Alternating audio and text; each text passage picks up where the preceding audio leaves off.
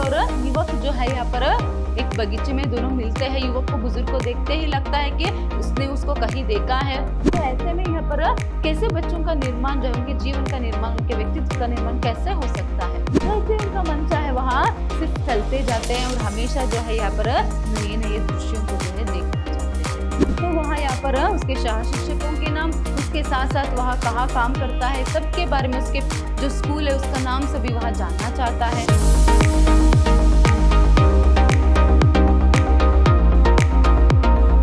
नमस्कार, मैं हूं हर्षिता, हिंदी लेक्चरर, विद्याश्रम कॉलेज मैसूर। आज हम मैसूर यूनिवर्सिटी के सेकेंड सेमेस्टर बीकॉम की हिंदी पाठ्यक्रम से जो गद्य प्रतिभा है उसमें से जो समर्पित जीवन और यात्रा का रोमांस जो पाठ है उसका पुनरावर्तन करेंगे। मतलब यह एक रिवीजन क्लास है। देखिए, रिवीजन क्लास 1 में मतलब लास्ट सेशन में जो है हमने यहाँ पर मजदूर खाता माँ, मुझे भी स्कूल जाना है और सबके दद्दा जो है उन पाठों के बारे में यहाँ पर पुनरावर्तन जो है किया था। तो आज के सेशन में समर्पित जीवन और यात्रा का रोमांस जो पाठ है उसका जो पुनरावर्तन ही करेंगे। मतलब पहले तो पाठ के बारे में यहाँ पर संक्षिप्त रूप में जानकारी प्राप्त करेंगे, फिर इसके बाद इसे किस तरह प्रश्न पूछ सकते हैं, आपको उत्तर किस तरह लिखना है, इसके बारे में हम यहाँ पर आज के सेशन में जानकारी प्राप्त करेंगे। देखिए, यहाँ पर पाठ के बारे में तो आपका जो पूरा जानकारी है वो पाठ के जो यहाँ पर कॉन्सेप्ट क्लास है उसमें आप देख सकते हैं। तो ये एक रिवीजन क्लास है। यहाँ पर मैंने इसीलिए एक अवधारणा नक्शा जो है, कॉन्सेप्ट मैप जो है यहाँ पर बनाया है। तो इन शब्दों को याद रखकर जो है आप आसानी से जो है पाठ की जो सार क्या है और जो मुख्य विषय जो है, मुख्य सार यहाँ पर क्या है, इसे भी यहाँ पर आप जान सकते हो। देखिए, यहाँ पर पहला जो है पाठ का नाम समर्पित जीवन। याद रखिए, यह एक एकांकी है। एकांकी मतलब एक अंक वाला नाटक। और उसके बाद देखिए डॉक्टर सुशीला टाकबोरे, जो सुशीला टाकबोरे जी जो है यही इस एकांकी के एकांकीकार है या फिर रचयिता है। तो यहाँ पर जो है प्रमुख रूप में जो एकांकी मतलब यहाँ पर नाटक है, तो एक अंक वाला नाटक, तो नाटक में पात्र जो है वह बहुत ही मायने रखते हैं। तो जो पात्र है यहाँ पर कौन कौन से देख सकते हैं प्रमुख रूप से। देखिए, एक तो यहाँ पर बुजुर्ग जो पात्र है उसे हम यहाँ पर देख सकते हैं। देखिए, जो बुजुर्ग पात्र है यही इस एकांकी के प्रमुख पात्र या फिर नायक पात्र जो है हम यहाँ पर कह सकते हैं। और एक पात्र जो है एक स्त्री का पात्र है, जो ये जो स्त्री है यहाँ पर इस बुजुर्ग की पत्नी है। तो और एक प्रमुख पात्र जो है इस एकांकी में हम युवक का पात्र देख सकते हैं। फिर और एक पुरुष करके एक छोटा सा जो पात्र है, एक अधेड़ उम्र की जो पुरुष है वह यहाँ पर आता है। तो यहाँ पर देखिए, इसमें शिक्षण संस्थाओं में परिव्याप्त भ्रष्ट व्यवस्था का जो पर्दाफाश किया है। यहाँ पर एकांकीकार ने क्या किया है, किस तरह यहाँ पर गैर सरकारी शिक्षण संस्थाओं में, गैर सरकारी शिक्षण संस्थाओं में किस तरह यहाँ पर भ्रष्टाचार होता है, इसके बारे में जो है यहाँ पर वहां लिखती जाती है। तो भ्रष्ट व्यवस्था आजकल शिक्षण संस्थाओं में भी आ गई है। भ्रष्टाचार जो है वहां जो गैर सरकारी शिक्षण संस्था जो है वहां पर भी होते हैं। तो इसी के बारे में यहाँ पर वह लिखते हैं, इस बुजुर्ग पात्र से और जो युवक पात्र है उनके माध्यम से शिक्षकों का जीवन किस तरह है और यहाँ पर किस तरह गैर सरकारी शिक्षण संस्थाओं में जो है यहाँ पर भ्रष्टाचार जो है चलती है और ईमानदार शिक्षकों की हालत कैसी होती है, यही सभी जो है इस एकांकी में हम देख सकते हैं। देखिए, यहाँ पर पहले युवक और बुजुर्ग और युवक जो है यहाँ पर एक बगीचे में दोनों मिलते हैं। युवक को बुजुर्ग को देखते ही लगता है कि उसने उसको कहीं देखा है। तो पहले यहाँ पर नाम पूछता है, बुजुर्ग अपना नाम तो नहीं बताता है। देखिए, इसीलिए यहाँ पर पूरे नाटक में सिर्फ बुजुर्ग करके यहाँ पर आपको दिया गया है, उसका नाम जो है पर नहीं बताया गया है, तो वह नाम नहीं बताता। तो यहाँ पर युवक को जैसे ही पता चलता है कि जो बुजुर्ग है वह एक शिक्षक था, तो वहाँ यहाँ पर उसके सह शिक्षकों के नाम, उसके साथ साथ वह कहाँ काम करता है, सबके बारे में, उसके जो स्कूल है उसका नाम सभी वह जानना चाहता है। क्योंकि वह भी जो है युवक जो है उसे भी काम की तलाश में जो है वह रहता है, उसे भी काम की आवश्यकता जो है वह रहती है। इसीलिए वो बुजुर्ग से रिक्वेस्ट करता है कि आपके स्कूल में कोई जगह खाली हो तो मुझे भी यहाँ पर बताइए, मैं भी यहाँ पर स्कूल में जो है पर काम करूंगा, शिक्षक के रूप में काम करूंगा, फिलहाल तो मैं बेरोजगार हूं करके। तो जैसे ही यहाँ पर युवक बोलता है तो बुजुर्ग जो है उसे बहुत सारी बातें जो है यहाँ पर बोलता है कि शिक्षकों की जीवन जो है वह किस तरह रहनी चाहिए करके। देखिए, यहाँ पर जो बुजुर्ग है वह एक शिक्षक था, तो इसीलिए शिक्षकों के बारे में वह कहता जाता है। देखिए शिक्षण संस्थाओं में, वो भी गैर सरकारी शिक्षण संस्थाओं में, यहाँ पर खाली को भरी करना और भरी को खाली करना जो है कोई बड़ी बात नहीं है। मतलब जो काम है उसका गारंटी तो यहाँ पर नहीं रहता, अगर काम पे भी है तो उन्हें कब निकाला जाएगा इसकी गारंटी नहीं है करके। फिर उसके बाद कम वेतन दिया जाएगा, कम वेतन में ज्यादा से ज्यादा काम लिया जाएगा। और उसके साथ साथ किस तरह वो कहता है कि अगर तुम्हें बीवी बच्चे हैं तो उन्हें भूल जाना। यहाँ तक कि वो कहता है कि अगर बच्चे हैं तो उन्हें अनाथ आश्रम भी छोड़ सकते, नहीं तो उन्हें अपने मायके में छोड़ दो, अपनी पत्नी के मायके में छोड़ दो करके। तो इसका मतलब यही पर हम देख सकते हैं कि एक शिक्षक का जीवन किस तरह है।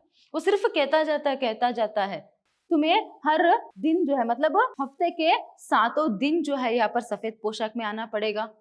बच्चों के लिए यूनिफॉर्म उतना यहाँ पर कंपलसरी है या नहीं पता नहीं, मगर जो शिक्षक है उन्हें तो यहाँ पर हफ्ते में जो है 7 दिन जो है यहाँ पर सफेद पोशाक पहनकर ही जाना है, क्योंकि हर रविवार जो है यहाँ पर कोई ना कोई मीटिंग रहता है या फिर यहाँ पर कोई ना कोई स्पेशल क्लास जो है रहते हैं।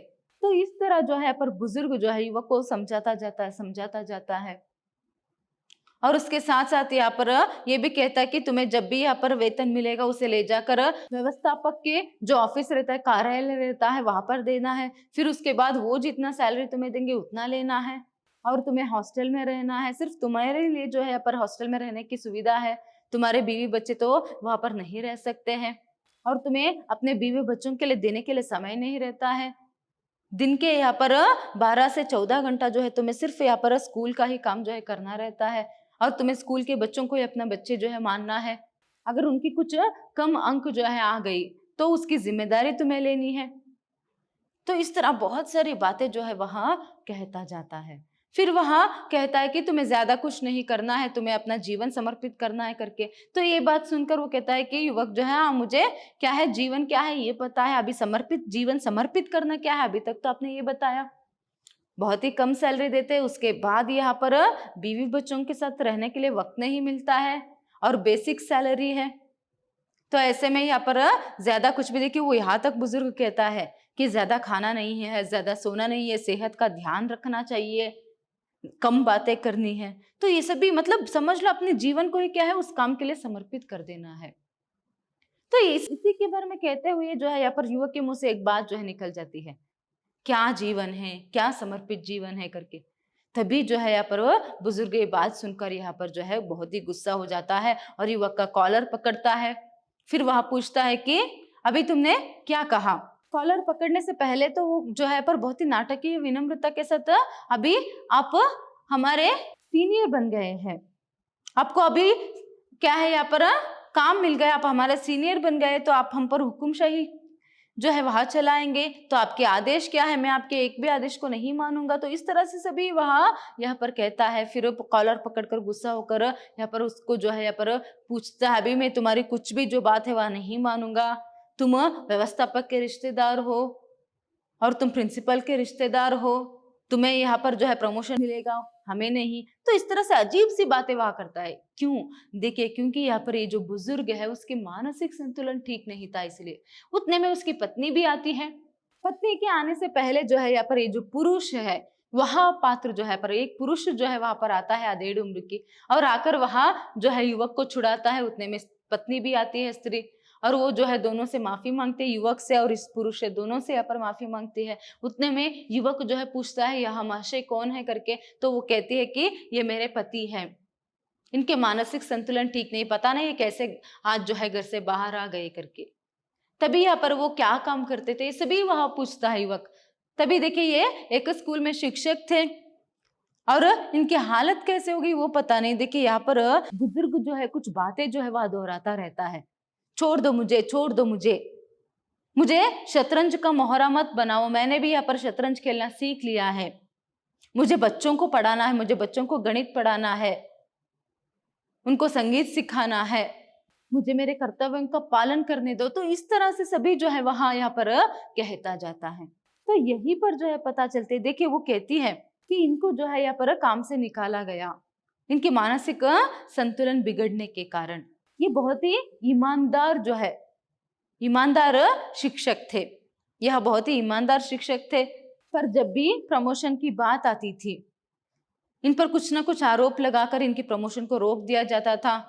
उसके बदले में जो प्रमोशन है वह किसे दिया जाता था, जो भी यहाँ पर व्यवस्थापक मंडली मतलब मैनेजमेंट और उसके साथ साथ जो यहाँ पर प्रिंसिपल रहते हैं उनके रिश्तेदारों को या फिर जो यहाँ पर पैसे देते हैं ज्यादा उनको जो यहाँ पर प्रमोशन दिया जाता था। इसीलिए वो एक समय में कहता है कि अभी क्या है, तुम हमारे सीनियर बन गए, अभी तुम सुपरवाइजर बन जाओगे, सुपरवाइजर के बाद तुम यहाँ पर प्रिंसिपल भी बन जाओगे और फिर हम पर हुक्म जो है चलाओगे, मैं तुम्हारे एक भी हुक्म को नहीं मानूंगा। क्योंकि ये सभी जो है बुजुर्ग पर बीता हुआ होता है, इसीलिए वो बातें जो है यहाँ पर कहता है। इन सभी कारणों से यहाँ पर एक आदर्श शिक्षक जो है, देखिए वो कहती है पर स्त्री एक जगह पर इन्हें न जाने कितने सारे यहाँ पर आदर्श शिक्षक के जो सम्मान है वह प्राप्त हुआ है। तो एक आदर्श शिक्षक और एक ईमानदार शिक्षक को यहाँ पर बार बार जो है यहाँ पर आरोप लगाकर उसकी जो यहाँ पर प्रमोशन है उसे रोक दिया जाता था। और व्यवस्थापक मंडली और प्रिंसिपल के रिश्तेदार है फिर जो भी यहाँ पर ज्यादा पैसे देते उन्हें यहाँ पर प्रमोशन जो है दिया जाता था। तो इन्हीं सभी घटनाओं से जो है यहाँ पर जो एक आदर्श शिक्षक है वह अपना मानसिक संतुलन जो है खो बैठता है। इसीलिए वो कहता है शिक्षक बनना कोई आसान काम नहीं है। इसीलिए वो पहले से अजीब से जो है बात यहाँ पर करता रहता है। बाद में पत्नी जो है उसे लेकर जाती है और युवक भी जो है यहाँ पर एक जगह पर जो है मंच के एक कोने पर वहां खड़ा रहता है और उसे अंत में याद आता है कि उसने बुजुर्गों को जो है एक शिक्षक अधिवेशन में, बहुत ही बड़े एक शिक्षक अधिवेशन में देखा था जहां पर उसका सम्मान हुआ था। बाद में उसे आखिर में जो है याद आती है। देखिए ये आपकी एकांकी का सार है। बहुत ही बड़ा जो पाठ है एकांकी है आपको है यहाँ पर, इसे 4 सेशन में जो है यहाँ पर कॉन्सेप्ट क्लास में जो है किया है, जो आप यूट्यूब में जो है यहाँ पर देख सकते हो। देखिए अभी इसकी जो अधिगम परिणाम है उसके बारे में जानना है तो एक तो इस पाठ से हमें शिक्षकों का महत्व समझ में आता है। देखिए एक एक बात भी यहाँ पर जो बुजुर्ग कहता जाता है, एक शिक्षक होने के नाते उसे क्या करना है, हफ्ते में 7 दिन उसे काम करनी है और दिन में तो यहाँ पर 12 से 15 घंटे तक जो है यहाँ पर काम ही करना है। स्कूल में भी काम करना है, स्कूल के बाद जब वापस जाएंगे तब भी स्कूल से संबंधित ही कुछ काम रहते करना है, फिर बहुत ही कम वेतन मिलता है और बच्चों की जो हर एक जिम्मेदारी है उसे लेनी पड़ती है। अगर कम अंक आ गया तो वो भी क्या है, इन्हीं की जिम्मेदारी है। और उसके साथ साथ यहाँ पर स्कूल में जो है जो शिक्षक रहते हैं ज्यादा किसी से बातें नहीं कर सकते, ज्यादा हंस नहीं सकते हैं। तो ये सभी बातें जो भी बोलता है पहले तो वही तो जो है असल में शिक्षकों का जीवन है। तो ऐसे शिक्षक इतने सारे कठिनाइयों का सामना करते हुए किस तरह जो है यहाँ पर अपनी छात्राओं को, अपने जो स्टूडेंट्स रहते हैं उनके जीवन का एक निर्माण जो है वो करके देते हैं। तो इसी तरह यहाँ पर शिक्षकों का महत्व पता चलता है। फिर शिक्षकों का संघर्षमय जीवन, देखिए अभी जो भी बात बताई वो कोई काम आसान काम नहीं है। तो ऐसे में उनका जीवन कितने संघर्षों से भरा हुआ है और कितने अपमानों का सामना उन्हें करना पड़ता है। बार बार देखिए यहाँ पर योग्य और ईमानदार और आदर्श शिक्षकों को जो है पर प्रमोशन देने से रोकते हैं, तो प्रमोशन ना देने के लिए झूठे आरोप उन पर लगाते हैं और जिनसे यहाँ पर ज्यादा पैसे मिलते हैं या फिर कोई रिश्तेदार है तो यहाँ पर जो देखिए भ्रष्टता किस तरह छाई हुई है, ये भ्रष्टाचार नहीं था और क्या है। तो उनके संघर्षमय जीवन के बारे में हमें पता चलती है। देखिए यहाँ पर जो बुजुर्ग है यहाँ तक कि अपने मानसिक संतुलन ही वहां खो बैठा है। तो एक आदर्श शिक्षक जो बच्चों को जीवन का निर्माण जो है कर देता है, उनकी व्यक्तित्व का निर्माण वहां करता है, तो वह खुद अपनी मानसिक संतुलन खोता है तो यहाँ पर उस पर क्या बीता होगा। तो इसी से हमें यहाँ पर पता चलता है। नेक्स्ट देखिए शिक्षण संस्थाओं में व्याप्त भ्रष्टाचार। देखिए जो भ्रष्टाचार है वह शिक्षण संस्थाओं में, जो शिक्षण संस्था है ज्ञान का मंदिर है वहां पर भी छा गया है। तो ऐसे में यहाँ पर कैसे बच्चों का निर्माण जो है, उनके जीवन का निर्माण, उनके व्यक्तित्व का निर्माण कैसे हो सकता है अगर यहाँ पर रिश्तेदारों को या फिर जो पैसे देंगे उनको यहाँ पर काम दिया जाएगा, तो ऐसे लोग जो योग्य नहीं है वो लोग क्या बच्चों के यहाँ पर निर्माण, जीवन का निर्माण, उनके व्यक्तित्व का निर्माण जो है वह कर सकते हैं। तो यही सभी जो है हम यहाँ पर देख सकते हैं। नेक्स्ट बेरोजगारी। देखिए युवक यहाँ पर कहता है फिलहाल तो मैं बेरोजगार हूँ और मुझे नौकरी की सख्त जरूरत है करके। तो यहाँ पर शिक्षण संस्थाओं में सभी जो अगर मतलब उनको कम सैलरी दी जाती है, ज्यादा काम उनसे करवाया जाता है, यहाँ तक कि उन्हें अपने घर वालों को भी देने के लिए समय नहीं रहता है। तो ये सभी यहाँ पर होने के बावजूद अगर वह काम करने के लिए मानते हैं तो यहाँ सभी जो कारण है बेरोजगारी है। इसके लिए बेरोजगारी के कारण इतने मजबूर हो जाते हैं लोग कि यहाँ पर ऐसे संस्थाओं में वो काम करने के लिए मान जाते हैं। देखिए युवक आखिर में भी कहता है इतना सब जानने के बावजूद भी वह कहता है कि एक ही साल के लिए क्यों ना हो मैं वहां पर काम करूंगा, आप नाम तो बताइए। लास्ट में भी वह पूछता है, बहन जी इनके स्कूल का नाम तो बता कर जाइए, इनका नाम तो बता कर जाइए करके, फिर भी यहाँ पर वहां नहीं बताते। तो इस तरह जो है पर बेरोजगारी और शिक्षण संस्था में किस तरह भ्रष्टाचार जो है छा गई है, और शिक्षकों का महत्व जो है हमें यहाँ पर पता चलती है। तो इससे संबंधित जो प्रश्न वह कैसे आएंगे वो सभी हम बाद में देखेंगे। इससे पहले जो है यहाँ पर जो अगला पाठ है यात्रा का रोमांस जो है उसके बारे में जानेंगे। देखिए यात्रा का रोमांस जो है मोहन राकेश जी ने इसकी रचना की है। यह एक यात्रा वृत्तांत है। इसमें देखिए संवेदना और रोमांस से अनुप्राणित सफल यात्रा वृत्तांत है। यहाँ इसमें संवेदना है इस पाठ में, और उसके साथ साथ रोमांस भी है। किसके प्रति रोमांस? देखिए यात्रा के प्रति रोमांस, यात्रा के प्रति एक स्नेह, एक प्रेम जो है यहाँ पर दिखता है। तो इसलिए एक सफल यात्रा वृत्तांत जो है हम इसे कह सकते हैं। देखिए इसमें हम यहाँ पर लिद्दरवट का डाक बंगला जो है वहां देख सकते हैं। उसके बाद दूधसर झील, कोलाई ग्लेशियर, प्रमुख रूप से जो पात्र देख सकते हैं वह लेखक ही है। खुद जो मोहन राकेश जी जो है वह लेखक ही यहाँ पर इसमें जो है हम प्रमुख रूप से उनको देख सकते हैं। वह खुद अपनी यात्रा के बारे में लिखते जाते हैं। उनकी यात्रा के बारे में लिखने से पहले वो एक यायावर की वृत्ति किस तरह रहती है, यायावर मतलब घुमक्कड़ या फिर यात्री जो है उसकी मनस्थिति किस तरह रहती है उसके बारे में वो कहते जाते हैं। बहुत ही सुंदरता से जो है वो से वहां लिखते जाते हैं। देखिए जो यात्री है यायावर है ना, वो हमेशा उसकी नजर कुछ ना कुछ खोजती ही रहती है। वो हमेशा जो है वहां हमेशा जो है पर नई तस्वीरें जो है देखना चाहती है, मतलब नई नई चीजों को वहां, नए नए दृश्यों को वहां देखना चाहती है। देखिए यात्री में भी दो तरह के यात्री है। एक तो यहाँ पर पहले से सब कुछ प्लान करके जो है यात्रा पर जाना, मतलब कब निकलेंगे, किस रास्ते से होकर जाएंगे और उनका मंजिल कौन सा है, वहां क्या देखेंगे, उसके बाद वहां किस रास्ते से वापस आएंगे, कितने दिन वहां जाएंगे, तो ये सभी प्लान करके जाते हैं एक तरह के यात्री। और एक तरह के यात्री रहते हैं, असल में उन्हें ही हम यायावर जो है यहाँ पर कह सकते हैं। जब उनका मन चाहे निकल पड़ते हैं, और निकलते समय उन्हें पता भी नहीं रहता है कि वहां कहाँ जाने वाले हैं।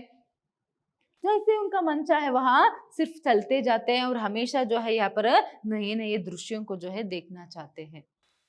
तो यही है असल रूप में असली यायावर करके वहां कहते हैं। सब कुछ पहले तय करके जाना, यह भी कोई यात्रा है क्या करके यहाँ पर लेखक प्रश्न करते हैं। और जो असल यायावर है, जो यात्री है, वह हमेशा घूमना ही चाहता है, घूमना ही चाहता है। उसके पांव एक जगह पर टिकते नहीं है और उसकी नजरें हमेशा नई नई दृश्यों को ढूंढता रहता है। तो इस तरह से यायावर की जो मनस्थिति है उसके बारे में पहले कहते हैं। फिर उसके बाद देखिए वो कोलाई ग्लेशियर देखने जाते हैं, और उसके बाद जो दूधसर झील है उसे देखने जाते हैं। तो दूधसर झील को देखने के बाद जो है वह लिद्दरवट का जो डाक बंगला है वहां पर आते हैं। तो ये जो लेखक के सफर है उसके बारे में भी हर एक बात वहां लिखते जाते हैं। देखिए लेखक और उनके साथी जो है पहले पर कोलाई ग्लेशियर जो है वहां देखते हैं, फिर वहीं पर जो एक दूधसर झील है जो बहुत ही प्रसिद्ध है वहां पर देखने के लिए जाते हैं। और वहां जो रास्ता है वह बहुत ही मुश्किल होता है। तो दूधसर झील जब देखते हैं लेखक बहुत ही मंत्रमुग्ध हो जाते हैं। मतलब बहुत ही अच्छे से वह वर्णन करते हैं कि जो लेखक है वह उस सृष्टि की पहले व्यक्ति है, और वह पहले आंख खोलते ही जो है इसी को दूधसर झील को वहां देख रहे। तो वहां उसकी पहले भगवान की पहली सृष्टि ही दूधसर झील है। तो इस तरह से कुछ अनुभव जो है वहां करते हैं। तो इस तरह यहाँ पर वहां क्या है, इसलिए क्यों इस तरह कहा है, क्योंकि वहां मंत्र मुग्ध जो है यहाँ पर हो जाते हैं। वहां की जो प्राकृतिक सुंदरता है इतनी थी। तो इस सब के बारे में वहां कहते हैं। फिर उसके बाद दूधसर झील को देखकर जो है वापस लौटते समय यहाँ पर डाक बंगला जो है लिद्दरवट का डाक बंगला जो है वहां पहुंचना है उनको। तो ऐसे में वहां भी रास्ता जो है बहुत ही मुश्किल से भरी रहती है। रात में सभी जो है यहाँ पर वहां सफर कर कर देर रात में जो है लिद्दरवट का डाक बंगला वहां पहुंचते हैं। देखिए वापस लौटते समय वहां अपनी जान को जोखिम में डालते हैं। फिर भी यहाँ पर लिद्दरवट डाक बंगला पहुंचते हैं। उसके बाद वहां फिर से सुबह जो है यहाँ पर यात्रा के लिए आगे बढ़ते हैं। तो ऐसे में जो है यहाँ पर यात्री को पता है कि उसकी जान जो है वह खतरे में रहता है, फिर भी उसे खतरे में डालकर वह यात्रा करना पसंद करता है। मतलब जो रास्ता मुश्किल रहता है वही जो रास्ता है असल यायावर को पसंद है। तो इस तरह सभी जो है पाठ के प्रारंभ में पहले ययावर के वृत्ति मतलब ययावर वह किस तरह सोचता है, क्या चाहता है, इसके बारे में लिखा है। फिर उसके बाद जो है यहाँ पर लेखक जब जो दूधसर झील देखने जाते हैं, कोलाई ग्लेशियर में जो दूधसर झील जो है वहां देखने जाते हैं, तो उसका वर्णन जो है वहां करते हैं। तो इसमें देखिए इस पाठ में एक तो यात्रा के प्रति लेखक का जो अनुराग है वहां हम देख सकते हैं। देखिए इसीलिए पाठ का नाम यात्रा का रोमांस करके दिया है। मतलब एक यात्री जो रहता है जिसमें यायावर की जो एक जिसमें ययावर की एक वृत्ति जो है छिपी रहती है, वो हमेशा जो है यहाँ पर घूमना ही पसंद करता है और हमेशा जोखिम उठाना ही वहां पसंद करता है। तो देखिए यहाँ पर तो लेखक भी आखिर में वो अपने जो यहाँ पर दूधसर झील को देखकर जब लिदरवुड को वापस आते हैं डाक बंगले पर, फिर उसके बाद सुबह वह फिर से यात्रा करने के लिए तैयार हो जाते हैं। मतलब अपनी जान को भी यहाँ पर जोखिम में डालकर वहां अगर यात्रा फिर से कर सकते हैं, तो इसका मतलब यात्रा के प्रति उनमें कितनी यहाँ पर अनुराग थी, यात्रा करना उन्हें कितना पसंद था, ये हम देख सकते हैं। फिर इसके बाद ययावर की वृत्ति जो है वहां देख सकते हैं। देखिए ययावर की वृत्ति मतलब जो पाठ के प्रारंभ में जितना भी आता है यहाँ पर, एक ययावर हमेशा किस तरह उसकी नजरें नए नए दृश्यों को ढूंढता रहता है, उसके पांव किस तरह यहाँ पर अनजान पगडंडियों पर जाना चाहता है, चलता ही रहता है, वो एक जगह पर टिक कर नहीं रहता है और पहले कभी सोचकर जो है वहां नहीं जाता, यात्रा तय नहीं करता है। तो ये भी यह सभी जो है यहाँ पर ययावर की वृत्ति जो है हम यहाँ पर देख सकते हैं। नेक्स्ट देखिए यहाँ पर किस तरह जो है आपको समर्पित जीवन पाठ से और यात्रा के रोमांस जो पाठ है उससे संबंधित प्रश्न जो है पूछ सकते हैं। देखिए यहाँ पर समर्पित जीवन एकांकी के आधार पर गैर सरकारी शिक्षण संस्थाओं में व्याप्त व्यवस्था का पर्दाफाश हुआ है, स्पष्ट कीजिए करके एक प्रश्न है। तो 10 अंक के लिए अगर ये प्रश्न जो है आपको पूछा जाए तो पहले आपको क्या करना है, पर पूर्व पीठिका करके लिखना है। तो इसमें लेखक के बारे में लिखना है। फिर यहाँ पर देखिए गैर सरकारी शिक्षण संस्थाओं में व्याप्त भ्रष्ट व्यवस्था, मतलब लगभग आपको यहाँ पर पाठ का सारी जो है यहाँ पर लिखना है, क्योंकि पूरे पाठ में जो है यहाँ पर वही दिया गया है। तो संक्षिप्त रूप में किस तरह यहाँ पर जो भ्रष्ट व्यवस्था है गैर सरकारी शिक्षण संस्थाओं में है उसे यहाँ पर आपको लिखना है। देखिए यहाँ पर गैर सरकारी शिक्षण संस्थाओं में जो भी यहाँ पर काम करता है उस पर जो ऊपर वाला है उसका यहाँ पर कृपा रहना बहुत ही जरूरी है। ऊपर वाला मतलब व्यवस्थापक मंडली, मैनेजमेंट और उसके साथ साथ प्रिंसिपल, जब तक वहां चाहेंगे तब तक ही जो है यहाँ पर वहां काम जो है कर सकते हैं। ये एक पॉइंट यहाँ पर लिखना है। फिर इसके बाद कब उन्हें काम से निकाल दिया जाता है इसकी भी कोई गारंटी नहीं है। अगर काम मिला है तो सिर्फ 1 ही साल के लिए समझना है, हो सकता है तो उसके बीच में भी यहाँ पर वह काम से निकाल सकते हैं। फिर उसके बाद यहाँ पर प्रिंसिपल और उसके साथ साथ जो व्यवस्थापक मंडली जो रहते हैं उनके जो यहाँ पर रिश्तेदार है या फिर उनको जो यहाँ पर डोनेशन देंगे, उनकी संस्था के लिए जो पैसे दे सकते हैं उनको जो है यहाँ पर काम दिया जाएगा, वहां पर भी रिकमेंडेशन चलेगा। और किस तरह यहाँ पर स्कूल में कितने साल से ही क्यों ना यहाँ पर काम करते आए, कितने ही ईमानदार और योग्य शिक्षक क्यों ना हो, उसे यहाँ पर प्रमोशन देने से किस तरह रोका जाएगा, उसे रोकने के लिए किस तरह झूठे आरोप जो है पर लगाया जाएगा, और यहाँ पर उनके रिश्तेदार या फिर जो भी पैसे देते उनको किस तरह प्रमोशन देते जाएंगे। तो ये सभी जो है यहाँ पर शिक्षण संस्थाओं में भ्रष्ट व्यवस्था ही है। उसके साथ साथ कितने कम सैलरी में कितना ज्यादा वहां मैक्सिमम जो है वह काम करा सकते हैं उतना वहां करवाएंगे। तो ये सभी जो है यहाँ पर आते हैं। नेक्स्ट देखिए उपसंहार जो है यहाँ पर आपको लिखना है। उपसंहार में आपको यहाँ पर क्या लिखना है, इस तरह जो है यहाँ पर उपयुक्त बातों को देखने से यह स्पष्ट हो जाती है कि शिक्षकों का जीवन है वह बहुत ही संघर्षमय है, क्योंकि जो गैर सरकारी शिक्षण संस्थाओं में किस तरह भी फिलहाल भ्रष्ट व्यवस्था छा गई है, तो उसके चलते तो यहाँ पर योग्य और निष्ठावान और आदर्श शिक्षकों का तो जो है यहाँ पर काम करना बहुत ही मुश्किल है। इन्हीं कारणों से तो यहाँ पर प्रस्तुत एकांकी के जो बुजुर्ग पात्र है वह अपने मानसिक संतुलन खो बैठता है। तो ये सभी जो है यहाँ पर आप लिख सकते हो। तो इस तरह जो है यहाँ पर आप इस पाठ के बारे में प्रश्न पूछे गए तो यहाँ पर आपको लिखना है। तो देखिए यहाँ पर जो प्रश्न पूछते हैं यहाँ पर उसे यहाँ पर लिखना है, तो उसके अनुसार पाठ से उस पाठ से इस प्रश्न से संबंधित कौन कौन सी घटनाएं रहती है उन सभी घटनाओं को इकट्ठा करते हुए संक्षिप्त रूप में आपको यहाँ पर उत्तर जो है लिखना है। नेक्स्ट देखिए यहाँ पर यात्रा का रोमांस पाठ के आधार पर यात्रा के प्रति ययावर का अनुराग पर प्रकाश डालिए। तो यहाँ पर भी आपको पहले पूर्व पीठिका लिखना है, लेखक के बारे में लिखना है और यायावर की वृत्ति के बारे में लिखना है। नेक्स्ट देखिए, यात्रा के प्रति यायावर का जो अनुराग है, यायावर की जो वृत्ति है, वह यहाँ पर आपको लिखना है। किस तरह एक यायावर जो है हमेशा यात्रा करना चाहता है, किस तरह उसकी आंखें जो है यहाँ पर नए नए दृश्यों को देखना चाहती है, उसके पैर जो है अनजान पगडंडियों पर हमेशा चलता ही जाता है और वह कहीं पर भी टिकता नहीं है। यहाँ तक कि देखिए लेखक पाठ में कहता है कि एक जगह से एक रास्ते पर अगर वह गुजरा है तो उस रास्ते में वापस लौटने के लिए भी उसका मन नहीं करता है। तो ये सभी जो है यहाँ पर एक यायावर की वृत्ति है और वह हमेशा जोखिम उठाकर जो है यात्रा करता ही रहता है, क्योंकि उसे यात्रा करना पसंद है। यही जो है यायावर का जो अनुराग है यात्रा के प्रति है। तो इस तरह से भी जो है यहाँ पर आपको लिखना है।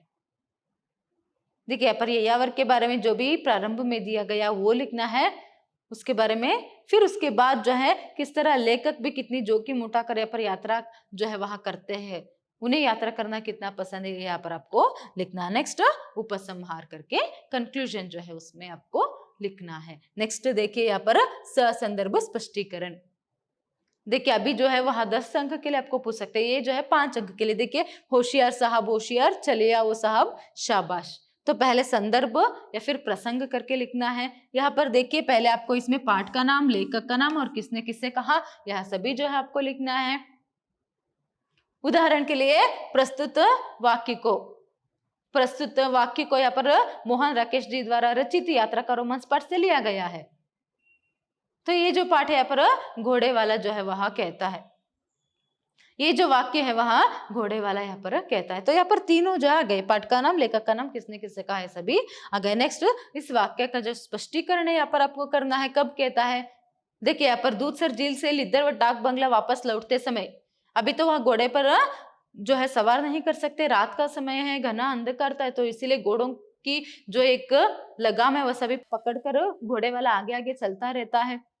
वहां क्या यहाँ पर सिर्फ कहता जाता है कि चलिए सब आगे चलिए, होशियार सब होशियार करके इस तरह वहां कहते हुए उनको मार्गदर्शन देते हुए वहां उन्हें ले जाता है। तो यहाँ पर लिखना है। उसके बाद इसकी विशेषता देखिए, यहाँ पर घोड़े वाला जो है क्या है, यहाँ पर इस संदर्भ का विशेषता क्या है, यहाँ पर बहुत ही अंधकार जो है हुई रहती है। ऐसे में एक घोड़े की जो टांग है वह भी थोड़ी सी टूटी हुई होती है किसी से टकरा कर रात में, तो वो आगे आगे जाता रहता है और उन लोगों को जो है यहाँ पर मार्गदर्शन करते हुए, रास्ते के बारे में बोलते हुए वहां आगे बढ़ रहा है। तो इस तरह उनको यहाँ पर मार्गदर्शन करते हुए वहां आगे बढ़ रहा था।